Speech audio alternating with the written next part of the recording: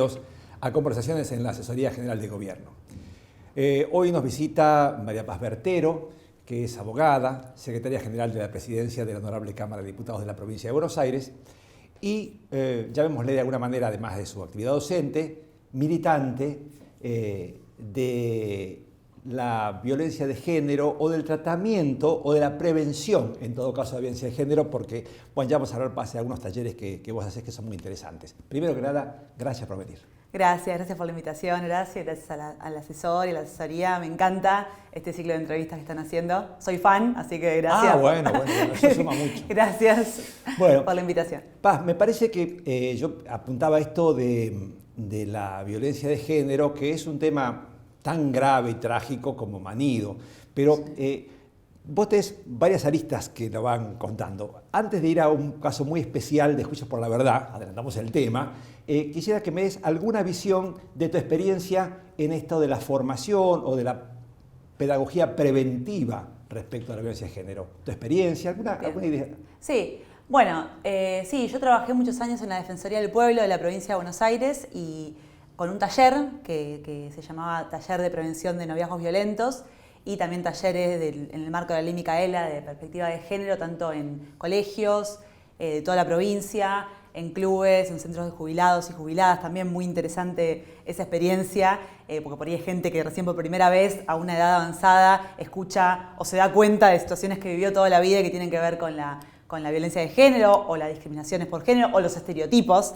Y la verdad que descubrimos en esas experiencias, que la Defensoría lo sigue haciendo y yo también lo sigo haciendo como militante, que es muy importante la prevención y es muy importante que los chicos, las chicas sobre todo, ¿no? Los jóvenes se den cuenta de que lo que está pasando, las cuestiones de los celos, ¿no? Los celos, esos mitos del amor romántico de si me cela me quiere, si no me cela no me quiere y demás, que por ahí, yo tengo 36 años, por ahí me parecía que era algo que pasaba cuando yo iba al colegio, en realidad sigue pasando casi intacto. Entonces por ahí empezamos a hacerlo desde una creencia de que la sociedad había evolucionado y cambiado, por ahí porque vivimos en un microclima, o por ahí, no sé, en la ciudad de La Plata particular, o en algunas escuelas del conurbano o de capital, por ahí hay determinados cosas que fueron cambiando, pero nos damos cuenta que en general está consolidado.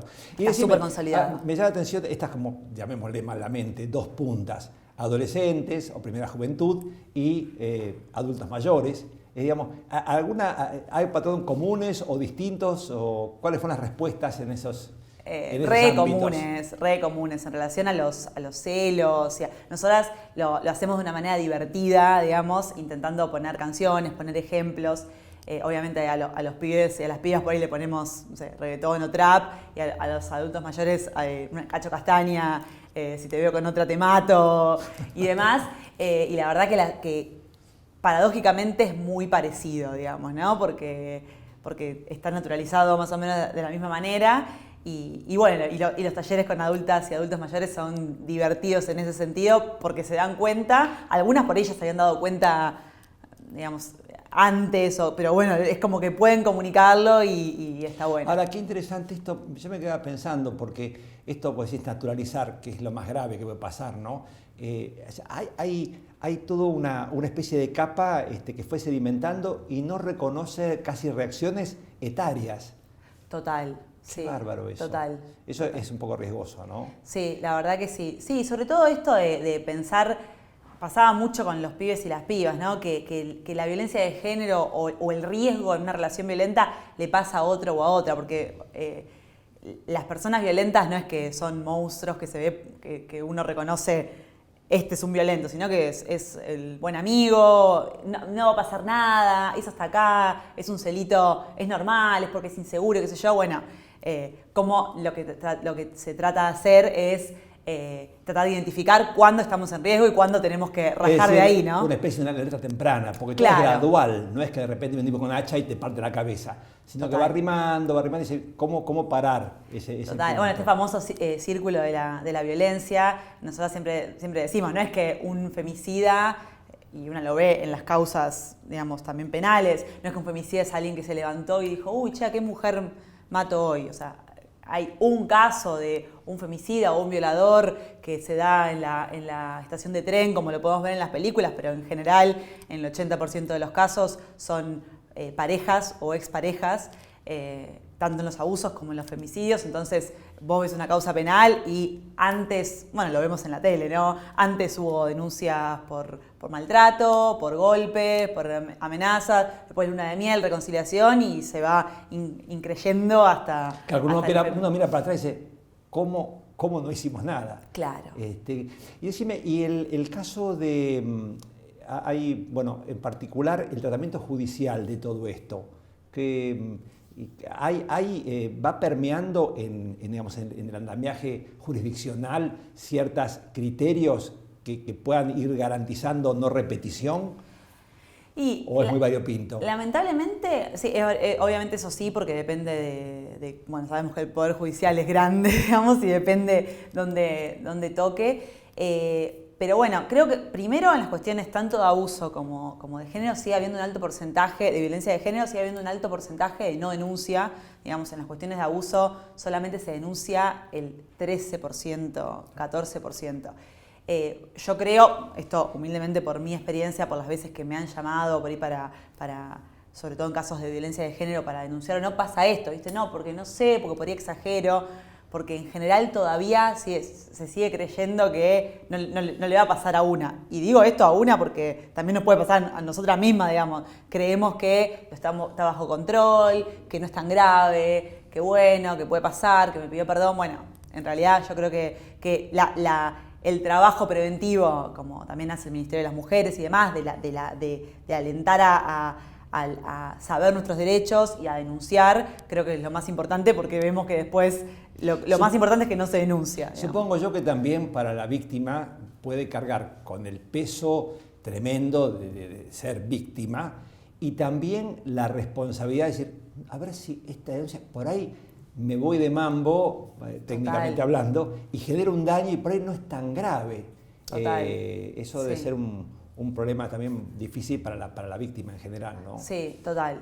Sí, y también, bueno, muchas veces hay muchas porque esto, ¿no? En general, lo que decíamos antes, son relaciones de pareja o expareja que media el amor, el deseo, la contradicción. Entonces, por ahí pasa esto, ¿no? De un día me levanto decidida a denunciar y al día siguiente eso va cambiando y bueno, y así, por lo menos a mí me ha pasado muchas veces que por ahí una cree que, bueno, está lista para denunciar y finalmente no lo hace. También aclaro que una denuncia no soluciona, en mi criterio, nada, digamos, porque es algo integral, ¿no? Tratamiento psicológico. En general, las relaciones violentas lo que hacen es horadar mucho la autoestima de la persona violentada. Entonces, hay que trabajar sobre eso y creo que eso es lo principal para poder salir realmente. Que aparte ¿no? ya pasó. Total. Lo más grave es eso. Y hay un tema que me pareció muy interesante. Vos tuviste una intervención en un caso muy, digamos, que rompió un poco el paradigma con las prescripciones.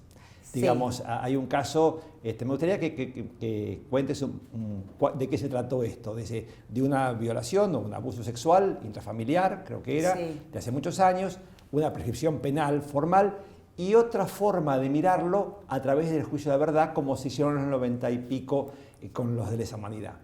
Sí. ¿De qué se trató? Bueno, si querés te empiezo contando el caso Por favor. Para situar en el hecho. Patricia fue abusada, a todo esto siempre aclaro que Patricia se volvió una militante del tema, o sea, resignificó y está resignificando su posición de víctima para ser una militante del tema, entonces le encanta que podamos difundir su historia y que pueda hacerse, digamos, eco a mucha otra gente que le pasó, que nos pasó. Patricia fue abusada desde los 5 a los 10 años, entre el 90 y el 95, por el esposo de su tía. Su tía era como la mater familia, digamos, de su familia, una familia numerosa, y eso, bueno, y ella era como, toda su infancia, o de esos 5 o 10 años, era como, la familia misma le decía que eran novios ellos dos. Ay, anda con tu novio, el tío. Entonces ella como que naturalizó... Algo tan común que a veces sigue siendo de todas maneras una poco feliz significación. Pero a veces es inocente, pero en otros casos no. Claro, total, sí. Estaba como muy naturalizado esto, como, ay, la preferida del tío, bueno. Ella, de los 5 a los 10 años, fue abusada gravemente por esta persona, pero lo tapó. O sea, a los 10 años empezó a mostrar algún tipo de alejamiento que hizo que el tipo no lo hiciese más, con ella al menos, pero lo tapó. Lo tapó como comiendo, lo tapó con problemas yendo cuando iba, por ejemplo, a la ginecóloga, lo tapó con problemas sociales y demás, lo tapó. Fue creciendo, ella es periodista y a los 30 y pico de años, en el 2019, después de que ocurrió lo de Telma Fardín y demás, que ella empezó una terapia, se lo pudo reconocer a la psicóloga, se lo pudo sacar en la psicóloga y también se lo pudo contar a su pareja y a su madre, decidió hacer la denuncia. También una cosa importante es que ella fue mamá y ella seguía manteniendo vínculo con toda su familia, incluido este tío. La tía también falleció, o sea, los temas más importantes fueron: la tía falleció, que era como la mater familia ahí, que condicionaba un poco que ella pueda hablar, empezó terapia y fue mamá. Un día ve al abusador cerca de su hija, en una situación de un cumpleaños, y le cae la ficha de quiero hacer la denuncia. Ella googlea y ve que actualmente en nuestro país rige una ley desde el 2015 que se llama Ley por el respeto de los tiempos de las víctimas, que es la 27.206. Soy mala con los números, pero me la aprendí antes de entrar a la entrevista. Que dice que en realidad la prescripción empieza a correr cuando la víctima hace la denuncia. Cuando se atreve a hacer la denuncia, ahí empieza a correr la prescripción. Cuestión, fue a la fiscalía acá en La Plata, los hechos habían ocurrido mitad en La Plata, mitad en Gleu, mitad en Lomas de Zamora, bueno, en diferentes lugares del conurbano, digamos, donde vivía su familia. Luego por eso la causa se traslada a Lomas, pero ella va a hacer la denuncia porque se atreve, por todo este proceso interno que hizo. ¿Habían pasado cuántos años entonces? Habían pasado 25 años. 25 años. ¿Qué proceso? Sí. Pero ella lo pudo manifestar claro. En ese momento. Es más, pasó mucho tiempo hasta que ella misma se haga cargo de que ocurrió y luego para manifestarlo. Bueno, cuestión, hizo la denuncia. La causa de Patricia tiene una particularidad, que es que tiene mucha prueba. Cuando ella le cuenta a la madre lo que ocurrió, la madre tiene la lucidez de llamarlo al tipo este y grabarlo. Y cuando lo llama, él le dice, sí, le reconoce. Digamos, le dice, sí, yo tengo un problema, yo ya hablé con un médico que me dijo que yo sería el marido ideal, estoy diciendo todas cosas literales que dijo en esa grabación, sería el marido ideal si no fuera porque me pasa esto, yo a vos te veo como mi cuñada, pero en un momento con una cercanía física o con algo se me desata algo que no puedo evitarlo, bueno, como la típica de justificar por qué cometió ese abuso, pero reconociéndolo. Si bien sabemos que un audio así no es plena prueba, bueno, en la subjetividad de todas las personas que fueron tomando, además le hicieron pericias psicológicas, psiquiátricas y físicas también, y tanto en La Plata como en Lomas, vieron esto de que en general se le toman más pruebas a las víctimas que a los acusados. Patricia se sometió a todas las pruebas que le tomaron y todas marcan que fue víctima de este abuso, como casi, digamos, sin discusión. Claro. Más testigos, más, bueno. Cuestión, la causa siguió, tuvo ella, porque en ese momento no nos conocíamos, la suerte de que el tipo no presentó la prescripción. Cuando lo notificaron, se presentó con un abogado, pero no presentó la prescripción hasta bastante avanzado. Y bueno, en ese interín me contacta por redes sociales y me dice, bueno, la situación, y me dice que quiere que sea su abogada particular damnificada. Ahí la causa ya estaba en Lomas.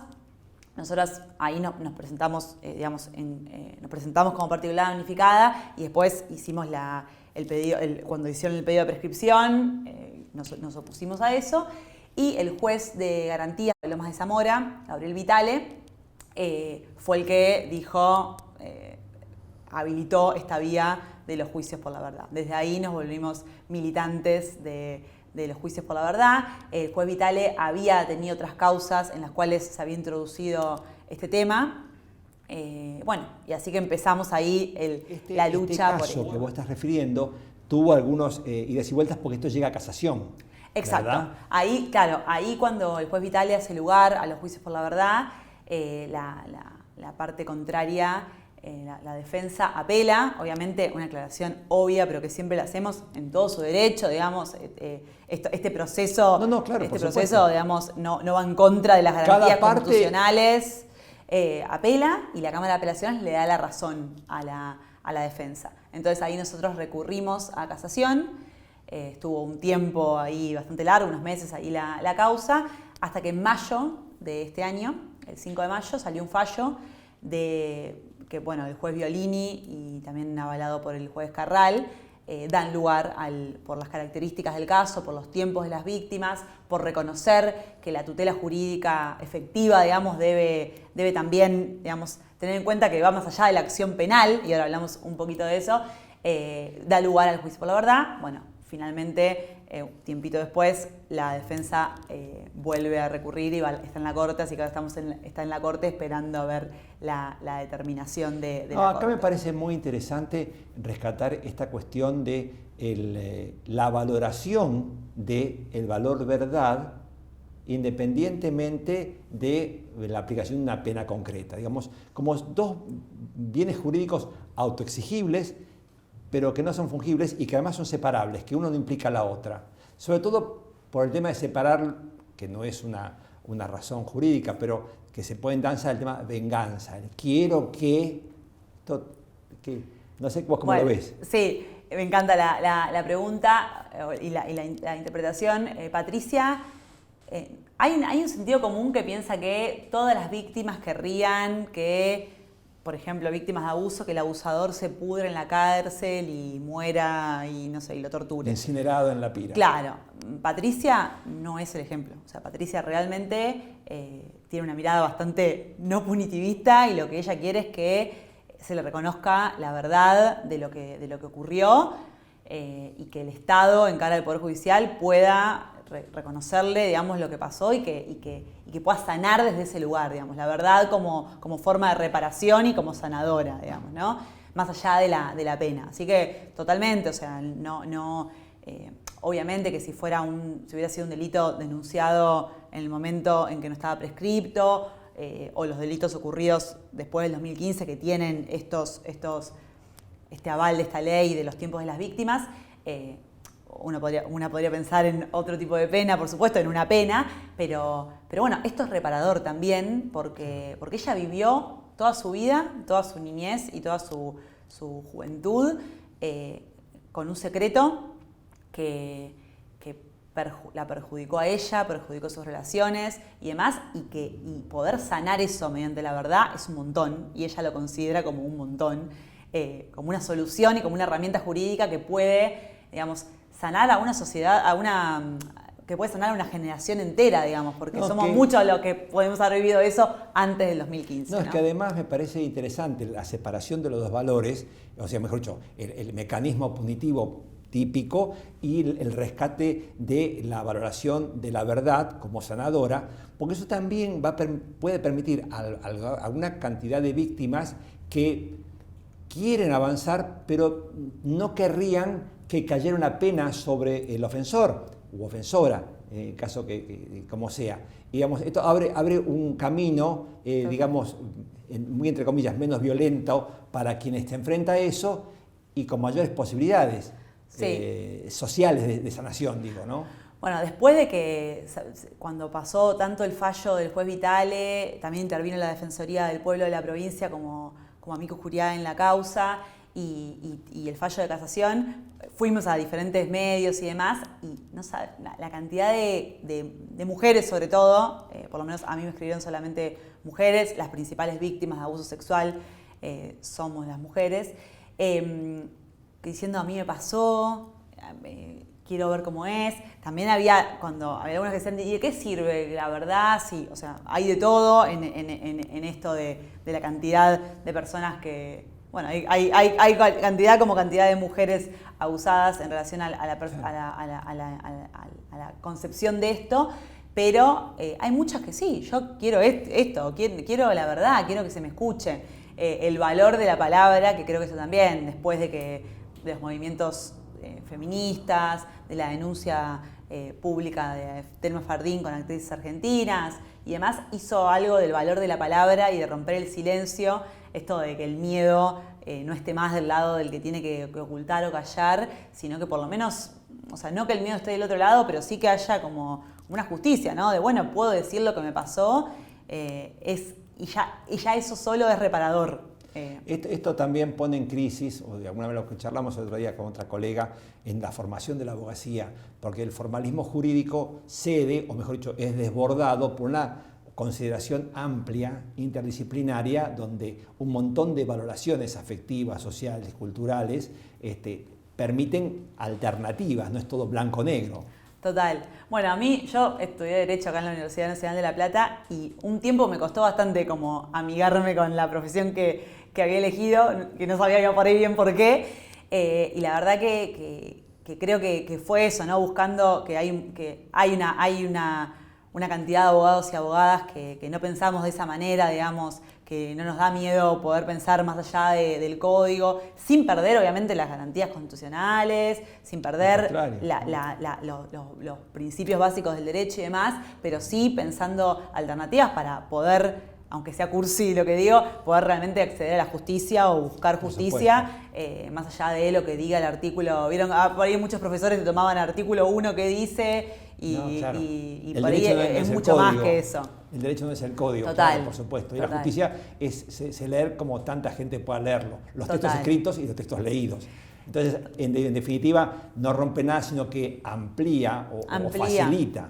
Total. Bueno, y esto también, esto que estamos hablando me hace acordar a esto de que Patricia, una chica formada por la universidad también, es comunicadora y demás, googleó y viste, los abogados a veces vivimos en una burbuja de... Ella no tiene por qué saber, por más que el derecho debe ser conocido por todos y esos principios que sabemos, la verdad que ella googleó y no sabe la irretroactividad de la ley penal. Y bueno, y la verdad que si es algo que afecta a mucha gente, yo creo que el derecho y la justicia debe hacerse eco y tenerlo en cuenta, digamos. Claro. ¿Y vos seguís con los talleres trabajando sobre Bueno, el equipo de la Defensoría a veces me convoca y lo hacemos, y también a veces en universidades. La otra vez estuve en Lomas de Zamora, en diferentes universidades o grupos de mujeres o de mujeres y varones también.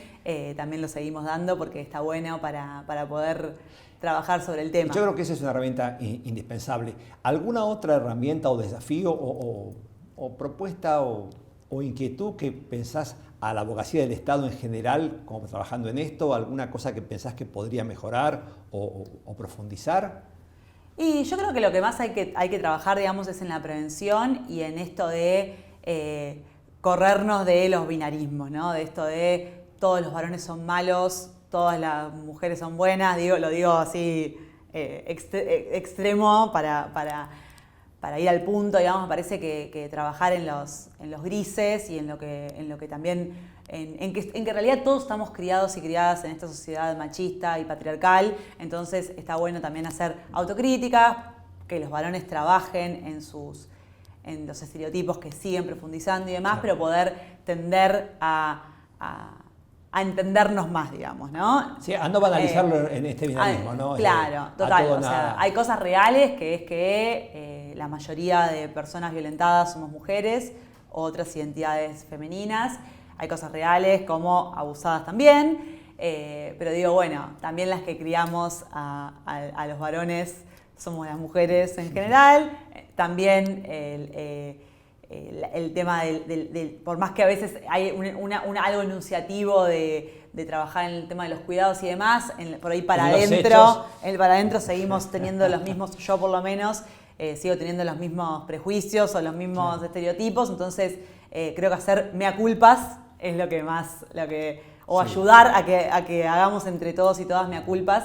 Y poder, mea culpas en el buen sentido de la palabra, creo que está bueno para poder... Lo que vos decís yo lo interpreto bien, como decir, involucrarse, ¿no? O sea, dejar el dedo acusador, vos, total. yo, nosotros tenemos problemas, bueno, entre todos por ahí Sí, y la hipocresía, ¿no? Porque también, digo, yo misma me encuentro dando un taller diciendo, no, porque las mujeres, según la última encuesta, tenemos 6 horas o 7 horas de trabajos en nuestras casas y los varones 3, y después me siento mal si no dejé tal cosa acomodada. Digo, entonces, estamos criadas, reconocerse. Estamos de un discurso que empezamos nosotros y que solo lo continuamos. Total. ¿No es Es un cierto? trabajo re diario y difícil, y también hay que perdonarse, ¿no? Bueno, sí, tengo tal estereotipo y entiendo que está mal o que no estaría tan bien, pero bueno, me lo banco, ser más tolerante con nosotros mismos y nosotras mismas y con el resto, ¿no? Eso me parece que es un mensaje muy esperanzador, el reconocerse. Prejuicios tenemos todos, porque la ideología nos involucra a todos. El tema es poder manejarlos y separarlo, por ejemplo, lo público de lo privado.